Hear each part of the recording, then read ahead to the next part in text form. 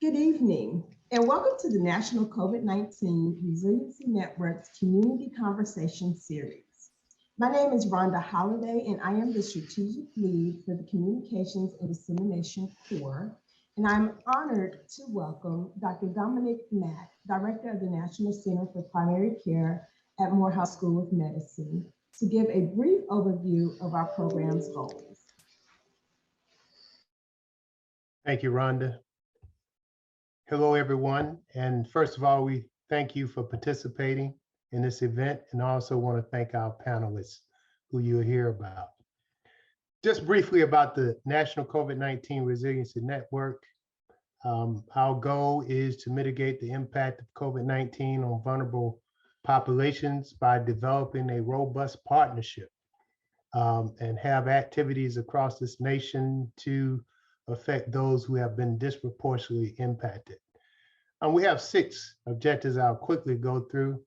One is to identify and engage those who are mostly negatively impacted by COVID through the local, state, territory, tribes, and developing national partnerships. We ought to nurture these partnerships and develop new partnerships, but also develop an active information dissemination network. We are to partner with state, local governments, and others to disseminate a culturally and linguistically appropriate messaging throughout the states, territories, and tribes. And we ought to utilize these methodologies to make sure that we're linking members of the community to COVID-19 related services. We are to monitor and evaluate our progress, but also to comprehensively disseminate methods through multi-stream media, white papers, publications, etc., so that this knowledge can be disseminated. This is a HHS OMH, Office of Minority Health, supported opportunity, and we're thankful for this opportunity to work with the community. So I'll turn it back over to Rhonda and really thank you all for participating in the event today. Great. Thank you so much, Dr. Matt. Next, we'll hear a dynamic discussion on bringing together disability and race, COVID-19 strategies and intersectionality among our esteemed panelists. I would like to introduce Dr. Kara Ayers, the Associate Director of the University of Cincinnati's Center for Excellence in Developmental Disability. Dr. Ayers.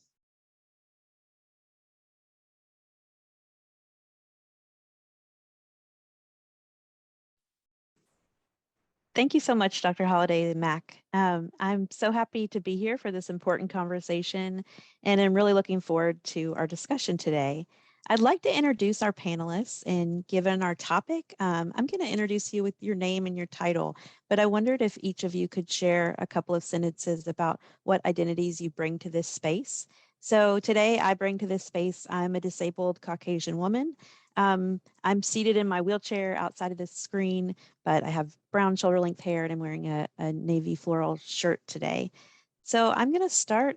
Paulina Lorenas is joining us to share her perspectives. She's a special education family engagement specialist with Portland Public Schools.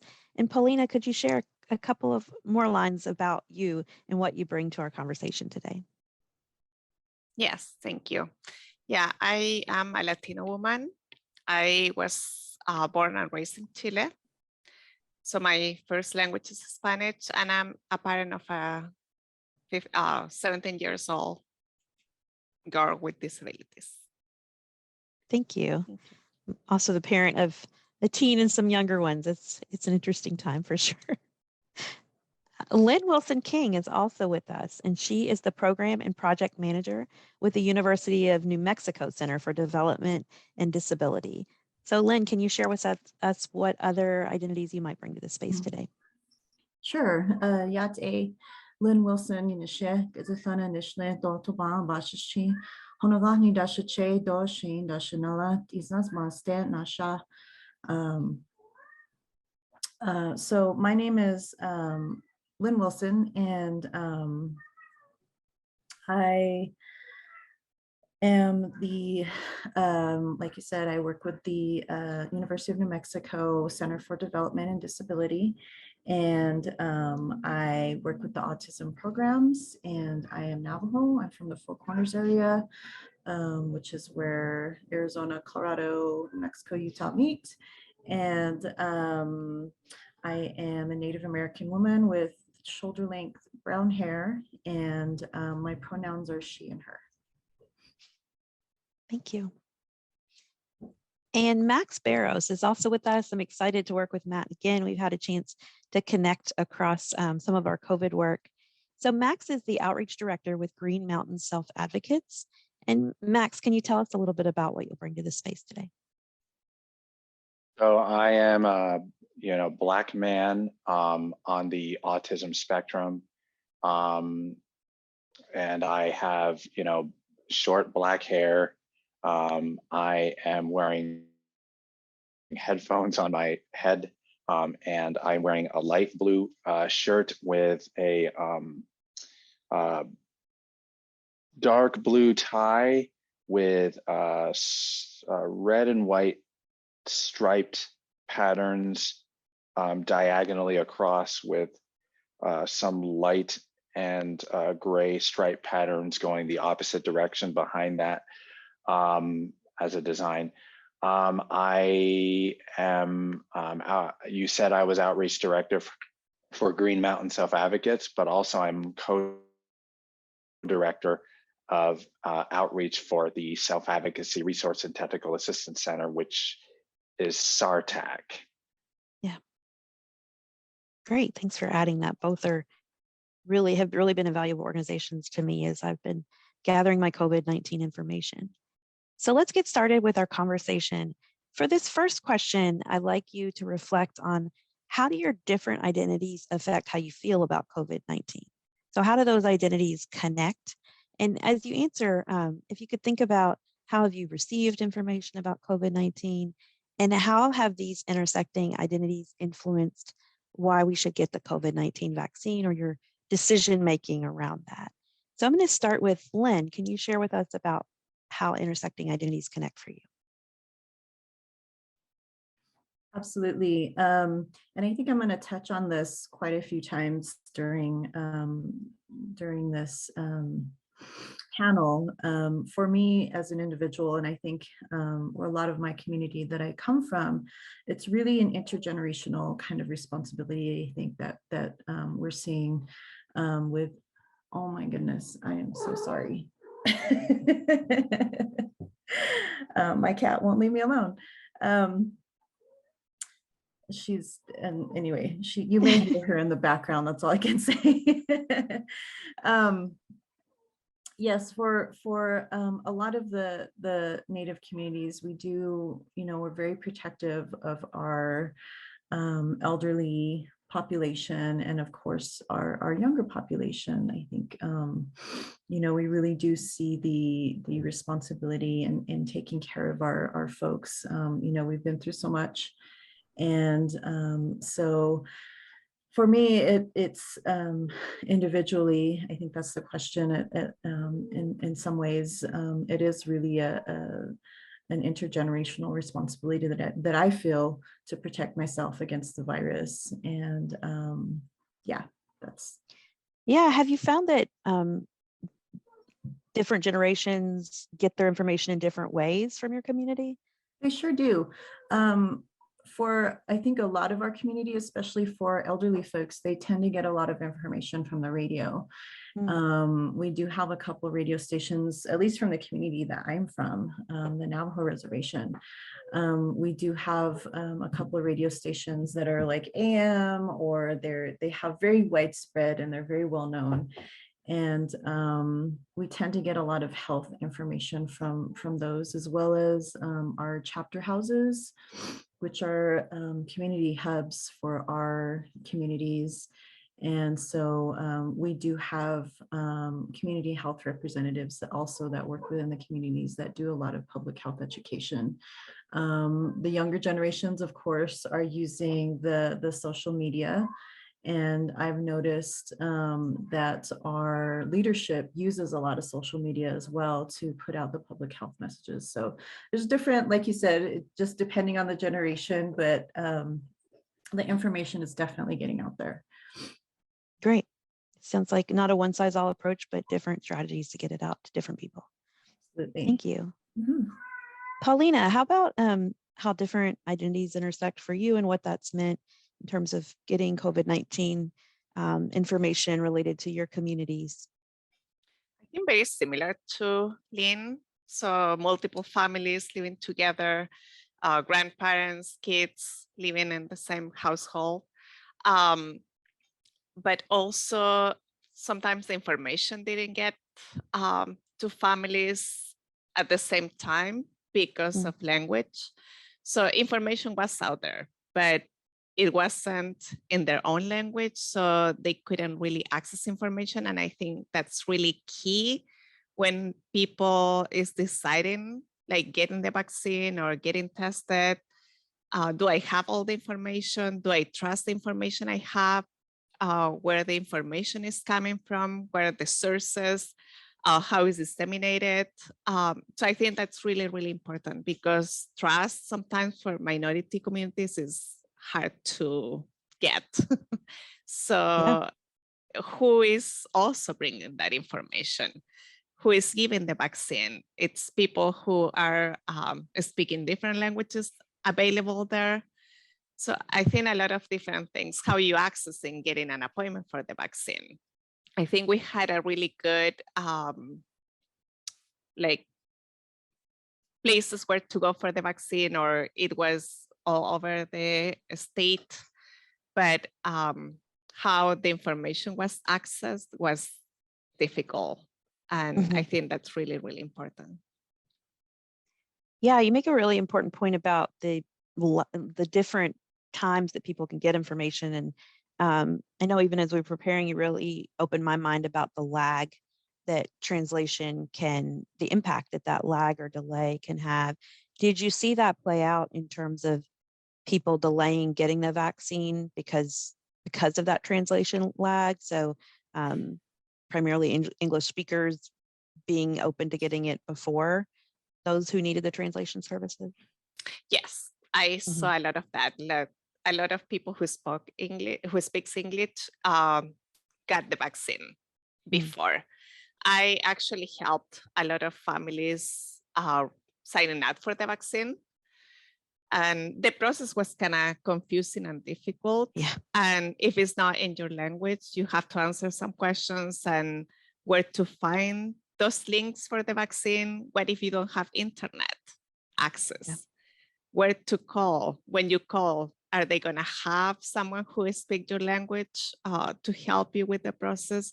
So I think that delayed that. Also getting the information, like I have questions where I can go.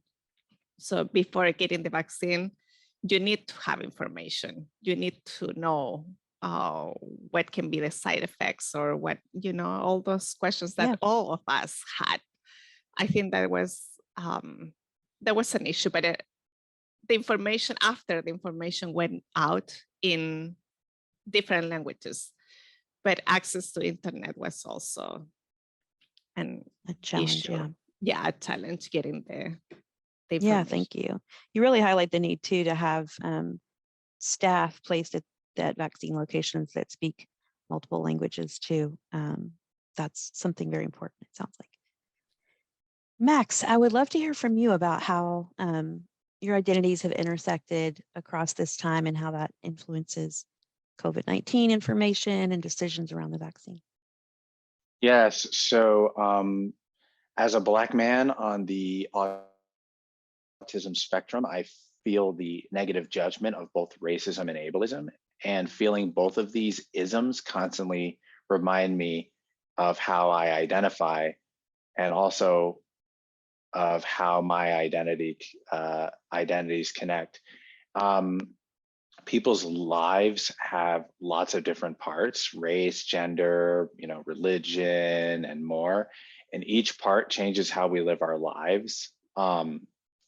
It changes how other people treat us all of these things, you know, intersect to make up our unique identity. For too long, society has had negative ideas about both people of color and people with disabilities. These beliefs breed harmful attitudes and actions. They are used to justify these attitudes and actions as well. We must understand the connection between ableism and racism, and this understanding can open the door toward achieving justice. People do not always respect our rights and choices. Our society is set up to make it hard for people of color and people with disabilities to use our rights. You know, the world we live in is built for people who do not have disabilities. We assume that everyone can see, walk, and hear. We assume that everyone is white, Christian, and straight. Often, people with diverse identities are left out, and we are left out because the world is not built with us in mind. It is so common for us to be left out that you might not even notice that it's happening. When we need services, we should be able to get services that respect all the parts of us. We should get services in the language we speak. We should get accommodations when we need them. We should feel welcome in the places we need to get services. You know, no one should say they can't help us because we are too complicated. I want people with disabilities to understand and accept me as a Black man. And I want people of color to understand and accept me as a person with a disability. I want both sides to continue to understand me as a whole person, no matter what my identities are. And we must stand up to both racism and ableism together. Yeah, that's so powerful, Max. I'm really hearing from you about, it's not only about how your identities intersect within you, but also how communities view each other. And a lot of the assumptions that you pointed out that are so common that we take for granted, as you said. It's very powerful. For this next question, and Max, if you could actually get us started on this, I'm wondering, so I'm sure we've all seen that the country has begun to reduce different safety strategies or mandates related to COVID-19. Some of these have included relaxing masking requirements or, crowd restrictions that we've had.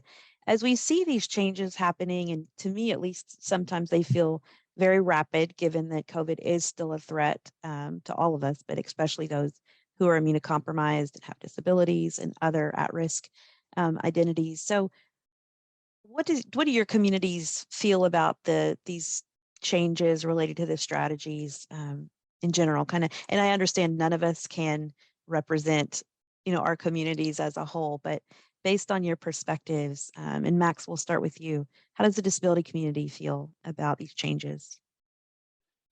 I will answer that. I also want to make sure that the second question, did you tie it in with the first? I may have missed that. So I think in general, for this question, we're looking at related to these changes. How do your different communities feel about these changes that are upon us now? Okay, sorry. That's okay. there was more to the second question, the first question I had, but I'll answer this Oh, one. you can feel free to connect both if you want. Oh, all right. Sorry to do this, but I think you also asked previously, like, how do your different identities affect how you feel about COVID and how you receive them? Yeah. Okay, so I will say to that, the implicit biases against people of color and people with intellectual and developmental disabilities got in the way when the world rushed to respond to the pandemic. And for the disability justice movement and the racial justice movement, nothing about us without us is one of our most important values. Unfortunately, once the pandemic hit, any good habits people had to include us seemed to be easily forgotten.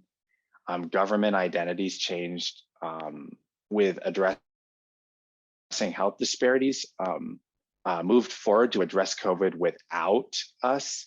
So it is not surprising that the pandemic unequally impacted people of color, putting us more at risk of getting sick and dying from COVID. And studies found that having an intellectual and developmental disabilities was both the strongest independent risk factor for presenting with a COVID-19 diagnosis, and the strongest independent factor other than age for dying from COVID.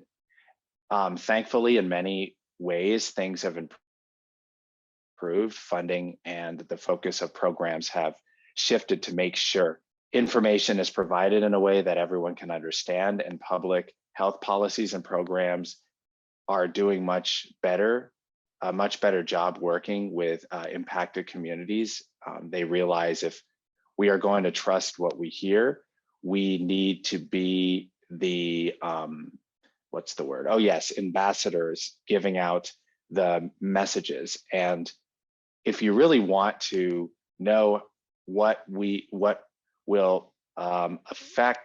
be effective, you need to include people of color and people with disabilities at every level of planning and implementation. One lingering issue for people with intellectual disabilities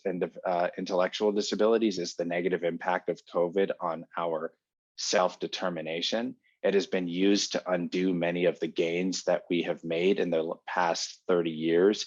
Often, providers and our families are responding to us in ways we are seen and treated as not having any ability to be independent or be in charge of how we want to live our lives. People are making decisions for us without allowing us to be in the driver's seat, which I'm sure most of you are. We understand that people want us to be healthy and safe, but we still need to be given a chance to live our lives to the fullest. And we appreciate people wanting to protect us, but we don't want to be protected from living our lives. We need people to give us information we can understand, and to support us to make our own health decisions during this and other public health emergencies. And this is a time that calls for a strong focus on supported decision making, and society continues to send a strong message that we are not capable and we are too slow, and we need our allies to work with us to challenge this information. So that's my answer to the second half of the first question that I didn't get to, that I skipped, Yeah, that connects unfortunately. That's okay. That connects us well to, I mean, one thing you brought out is how there's different opinions. So some people are really ready to move back, and reducing some of these mitigation strategies is something that in a self-determined way they are ready for. So it sounds like there's obviously diversity within all of our communities, but do you have any remarks about feelings around these changing strategies? Well, I just think that when it comes to COVID-19 mitigation strategies and how it's important to people with disabilities, we need to continue to invest in and follow the science. it is a bit concerning that Congress is questioning whether or not to keep investing in COVID-19 mitigation strategies. You know, everyone should be able to get the support that works for them, and we shouldn't leave anyone out because of their disability, their race, their culture, their sexual orientation, their gender, including being transgender or whatever language they speak.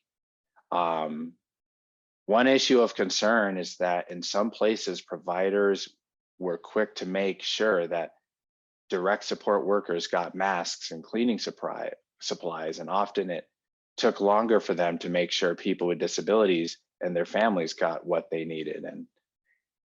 And now the focus has shifted to testing at home. And again, we are playing catch up with making sure information about how to do a self-test is accessible.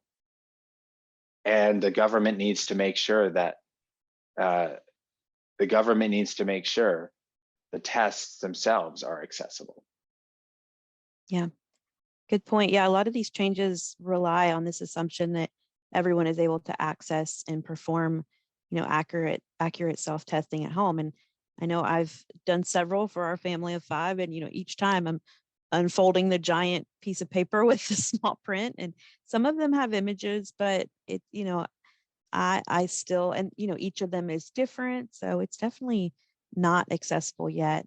Paulina, if I could hear from you about your community's feelings about these changes to COVID-19 mitigation strategies. Yes. Well, it's hard to tell how the entire community is feeling, right? You say it at the beginning, but I have seen like multiple ideas, so multiple sites, like people who were finally not wearing masks. In Oregon, the masks were left on Friday, I believe, last Friday. And since then, I don't know, it's interesting. I was scared about it. I was like, oh, I don't wanna stop wearing my mask, and how it's gonna be if I wear the mask, how people are gonna look at me, or, all those different things because of the different sites. But like I went to a supermarket and some people were wearing masks, others not. So it's mixed. I don't think it's like everybody is the same or feeling the same. There's people who are feeling good because we're not wearing masks, or there are others that are still scared. So I feel like the entire communities, it's different. You can see people from different races, abilities, wearing and not wearing masks. So it's been, I don't know, I feel like different. What I like is I have seen respect, at least. Like if you are wearing a mask, it's okay. If you're not, it's okay too. So do what you have to do, I guess, and what is appropriate for you. But I haven't heard a lot from my community, the Latino, Hispanic community, being afraid or scared, or I don't know, mixed. Yeah, it is definitely a mixed experience, even within families sometimes. Yes. And I think at this particular time too, we're seeing in many parts of the country rates, still lower than they have been in months, but we're also, it feels like always in this waiting to see, waiting to see what's next. So that I think will have, a factor as well. Lynn, what about your community's response to these changes? It's been really interesting to kind of watch. And, I like I said earlier, bringing in this kind of intergenerational responsibility and community responsibility that our tribes have for each other. It's really interesting because especially with my tribe, the Navajo Nation, you're going to go to a border town, towns that border the reservation, and you're going to see that the people coming from the reservation are still going to be wearing their masks in the stores and in the movie theaters and wherever they may be.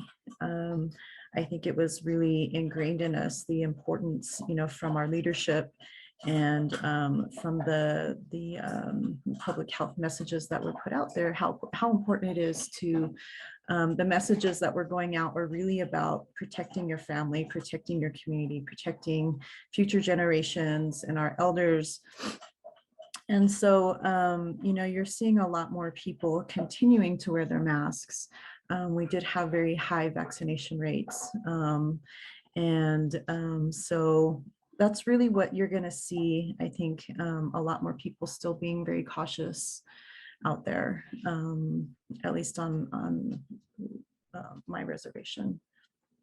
Wow, it sounds like messaging was very effective to get across what public health experts wanted to reach people.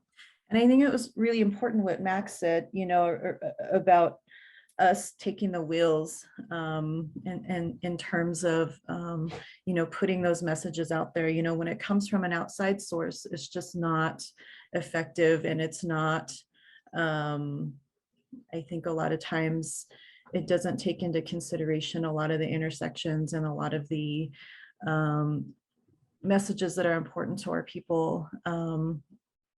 Doesn't take into consideration a lot of the things that we need to be thinking about as a community.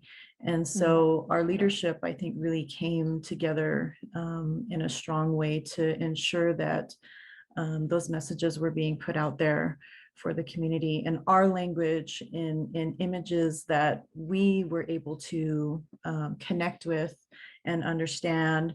And I did see a lot of the public health imaging that was being put out there, especially with my community.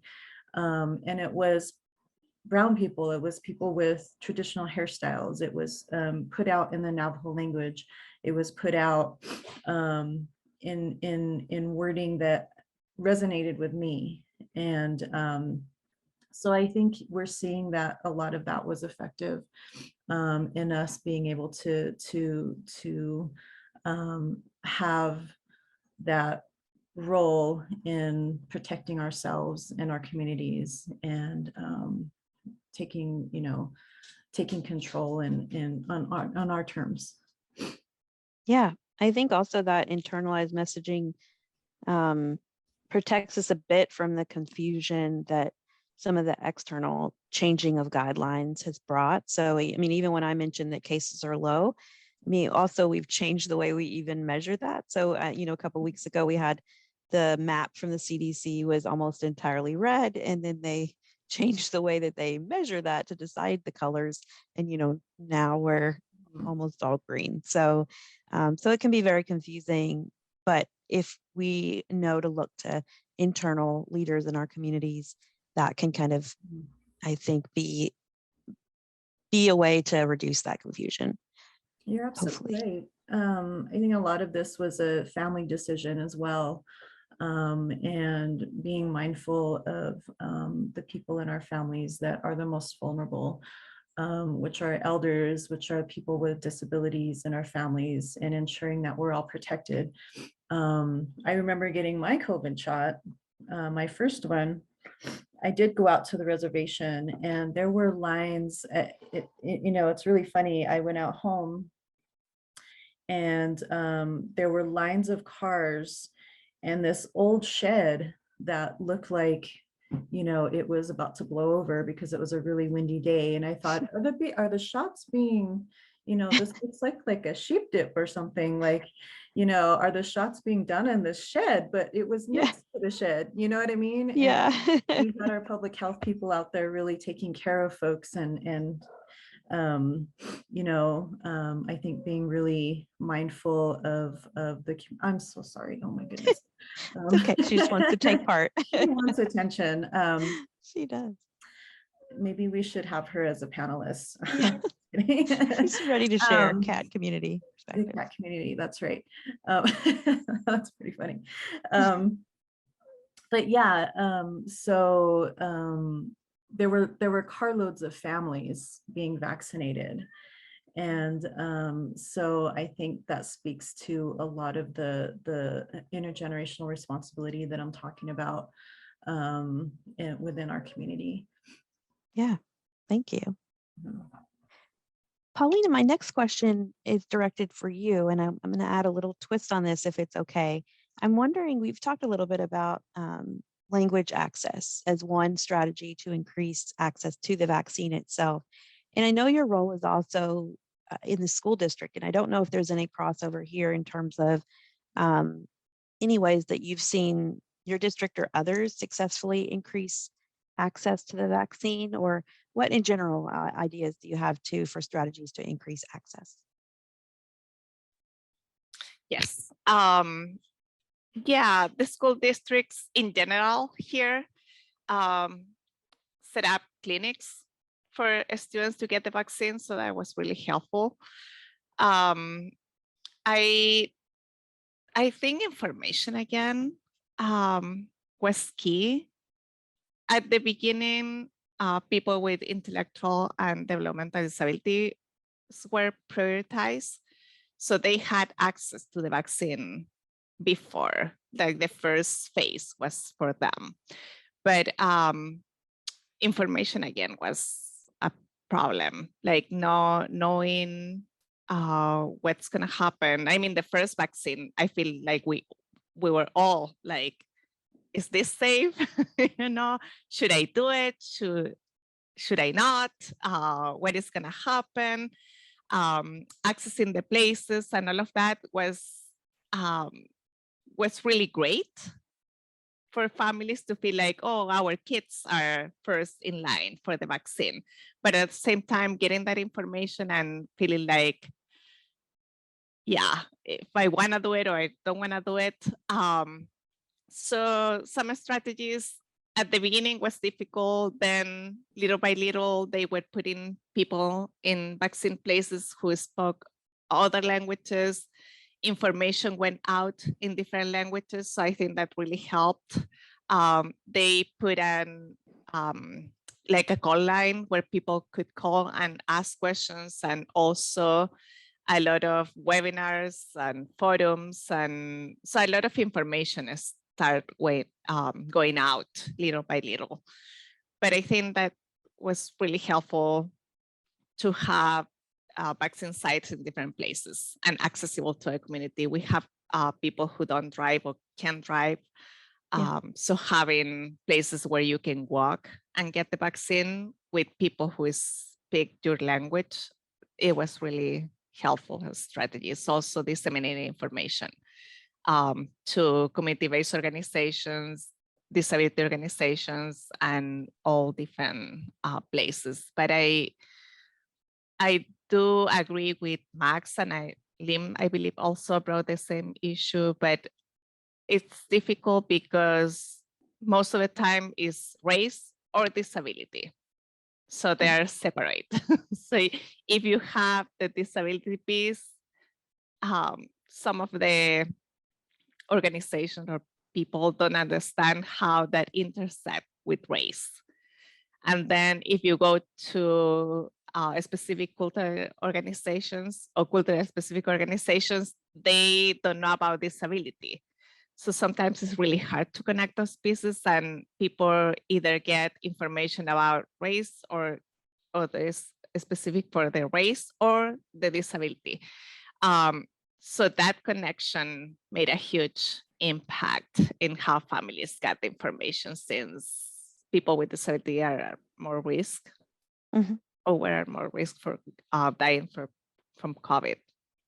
Yeah, there's really a need for more organizations, whether they be schools or other community organizations, to think about these intersecting identities and to communicate to both. That sounds important. I think, so I'm in Mason, Ohio, which is near Cincinnati, and our school district had vaccine clinics for the 12 and up age range. But when I inquired about 5 to 11, there was much more hesitancy, and our school district actually did not have clinics for that, which was disappointing to me because we've seen such low rates of vaccination of that age group. And while the risk of death from COVID or severe illness is lower among that age group, we still have greater risks for our students and children with disabilities. And we have some pretty scary indicators of long-term impacts of COVID, even with a relatively mild case. So it's my hope that we see more schools and community organizations picking up that call to action that you pointed out, Paulina, and recognizing that communities need to hear from leaders that speak to each identity that we hold. For this next question, when we think about those community-based organizations, and I want to hear from all of you if you have suggestions, and I'll start with you, Lynn. What can community-based organizations at this point do to encourage people to get the information they need about the vaccine and to ultimately, we hope, decide to get the vaccine?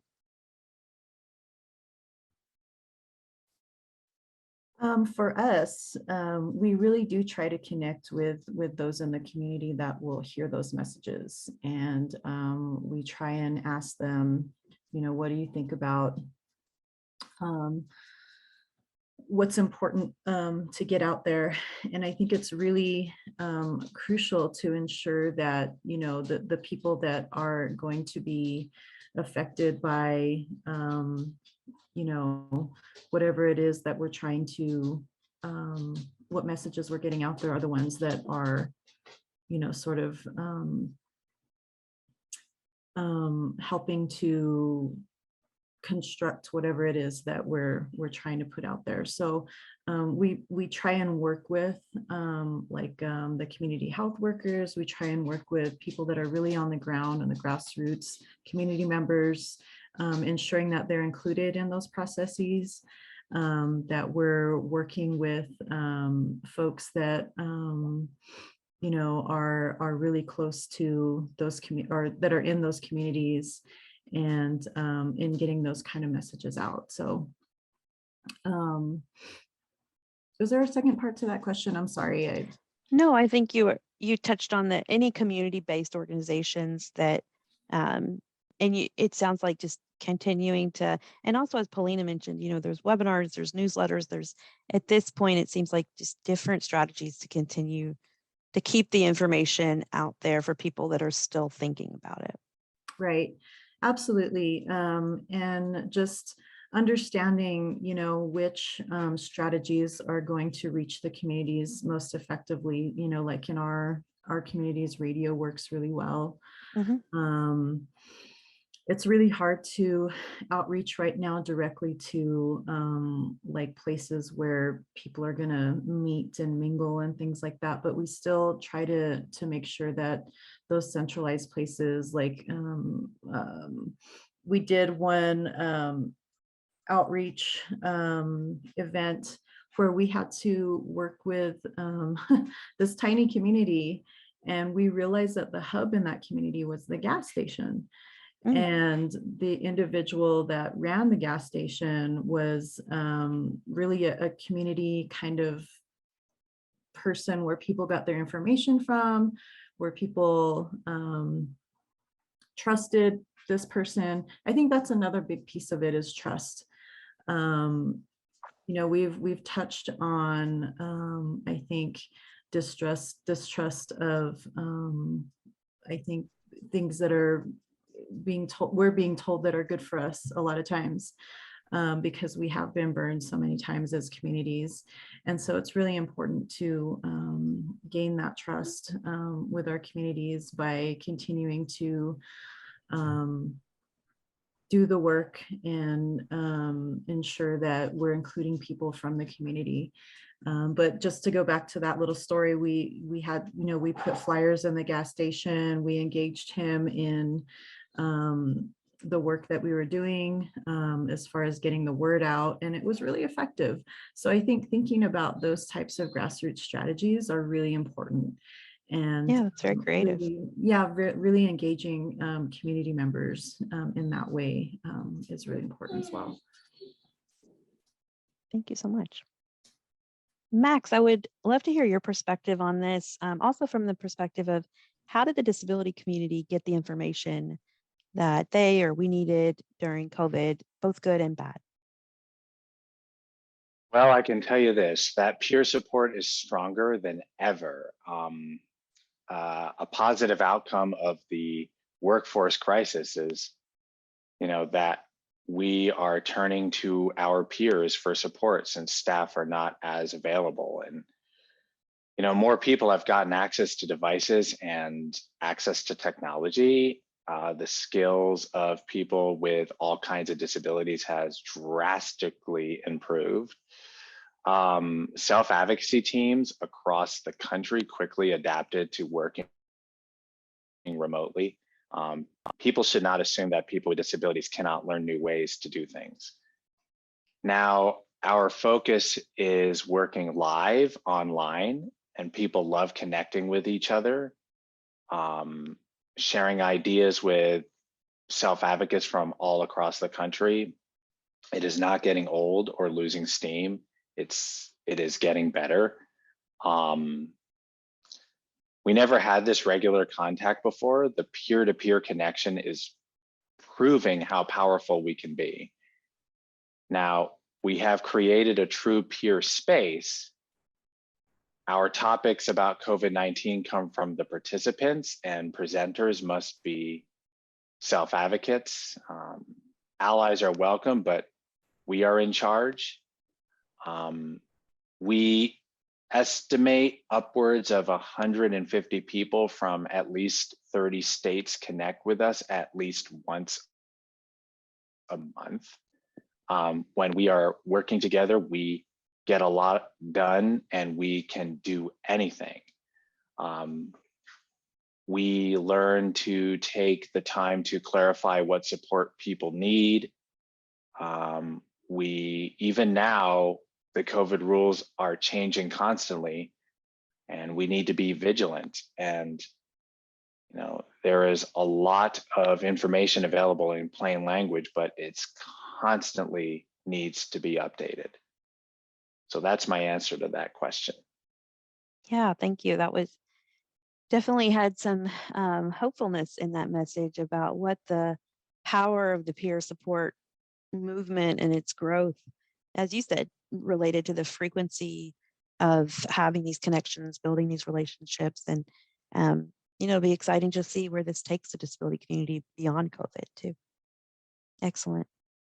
Paulina, what else can community organizations do, or should they avoid to get COVID-19 information out there? Yeah, here, many of the organizations or community-based organizations help getting the information out, also creating like vaccine clinics, specifically for a community. So I think that was really helpful. Sometimes I think having people who are part of those communities, like the disability community, it's really important, or race, because what I saw a lot was like putting out the clinic or the information out, but it wasn't accessible for people. So you can have something, in my case, in Spanish, right? But it may not be accessible for people with disabilities. So how I saw a lot of working together little by little again. So, and I think that's the problem sometimes. We don't think about everyone. So we put the information out and then people are like, hey, what about us? Hey, you forgot how we can work together, how we can make sure it's accessible. So I work in a school district, but I work a lot with different organizations at the state level and with other families. And we were like, hey, what happened with this? What happened with people with disabilities? What really works is working in collaboration, working with the people who are, like Max said, nothing about us without us, and making sure self-advocates were there, families who have kids with disabilities, so they can actually give some input and collaborate too. And I think that's really important, because I may have the best intentions, but if I don't know, or I'm not aware of the cultural pieces, disability, I can really give meaningful input. So that was really important here in Oregon. Yeah, that direct representation is so important everywhere. But as you mentioned too, I mean, you're in Oregon, and this approaches have varied so much state by state as well. I direct the Center for Dignity in Healthcare for People with Disabilities. And one of the pieces that we've tried to track is that state variation, because things can be completely different across state lines. And then I'm sure for you, Lynn, as well, different reservations. So there's just all of these layers that go on top of, or that, you know, come into play. I know that we're nearing our end, but I wondered if we could conclude with listing what are your community's current needs right now. You know, is it access to at-home testing? Is it still getting people information about the vaccine? And maybe if you can each just share, you know, a few needs that you're still working on or thinking about for your communities. And Lynn, can we start with you? Sure, just making sure my cat isn't meowing in the background. This has been an adventure for sure. I think we're still pounding the pavement, you know, with everything as it is, you know, like you said, we're always in this sort of waiting period and never really knowing what's next. And so, you know, as long as we're still out there, still putting those messages out there that you know, it's important to protect our families and protect future generations and protect, you know, our communities. I think it's important to continue to put those messages out there. There's still those that are unvaccinated. There's, you know, those that are questioning mask wearing and things like that in our communities. And so, you know, we still need to be putting those messages out there and ensuring that we are including people that are part of their communities in putting those messages out there in terms of being mindful of cultural sensitivity and making sure that those messages are accessible for sure. Mm-hmm. And so that's also extremely important. And so I don't really see you know, any one thing that sort of stands out. I think the whole thing needs to be continually put out there, and we need to keep working on those messages that we've been putting out there. For sure. Thank you. Paulina? I agree. I think information still needs to be there. I feel like, I don't know, I feel like now there's no COVID. It feels like, okay, we're not wearing masks. Okay, forget it. So it's really key, I think, keep disseminating the information. And why it's important wearing a mask if you need it to, or you feel like you have to. People who are immunocompromised, how do they feel, you know? And I feel like it's very politicized. I don't know in other states, but at least here in Oregon, it's like, if you're not wearing a mask, you're here. If you are, you're here. So it's difficult and it's complicated for people to decide, do I wanna wear a mask? If I look different, I wanna do this and feel even more different. So I think that's really key, disseminated information. I keep talking about COVID. It's not gone yet.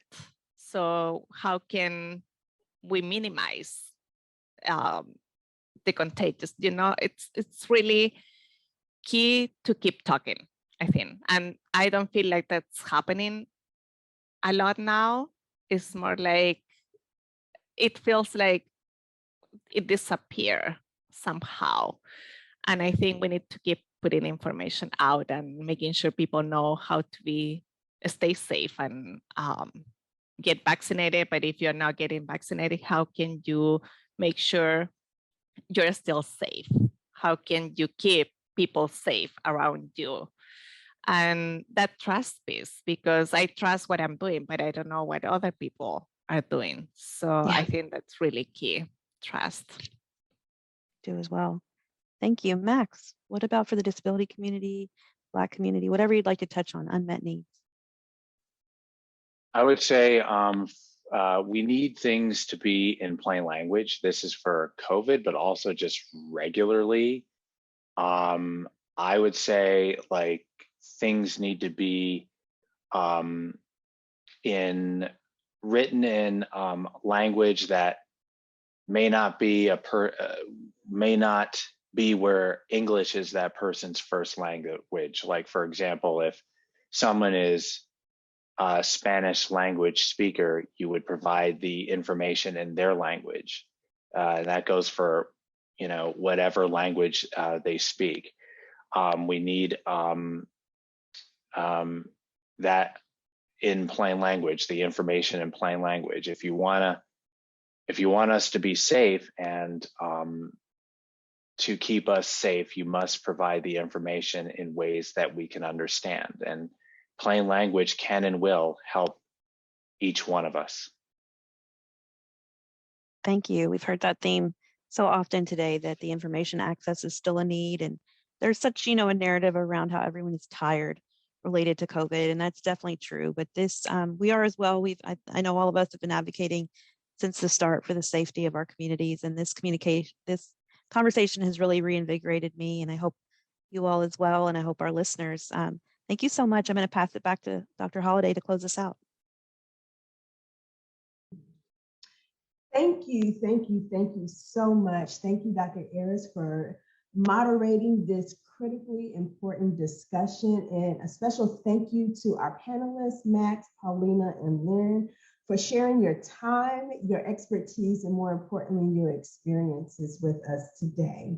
I'd like to take this time just to highlight a few resources for our National COVID-19 Resiliency Network that our viewers can take advantage of. So we do have a website that you can join our National COVID-19 Resiliency Network and stay up to date with the latest information on COVID-19 and resources.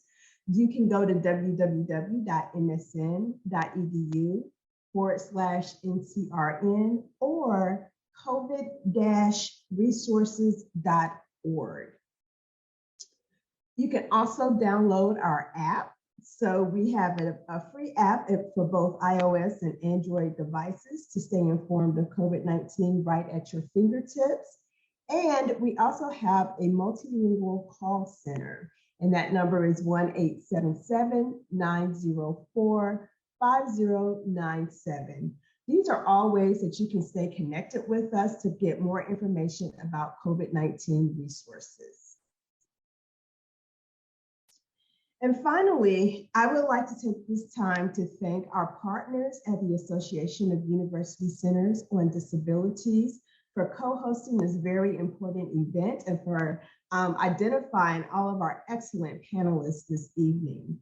And thank you to the U.S. Department of Health and Human Services, Region 4 Health Equity Council for co-sponsoring this event as well. And finally, a special thank you to all that attended this evening. Thank you for being here. We hope you have learned a lot of valuable information that you can use in your daily lives and more importantly, take back to your community. Thank you and have a good evening.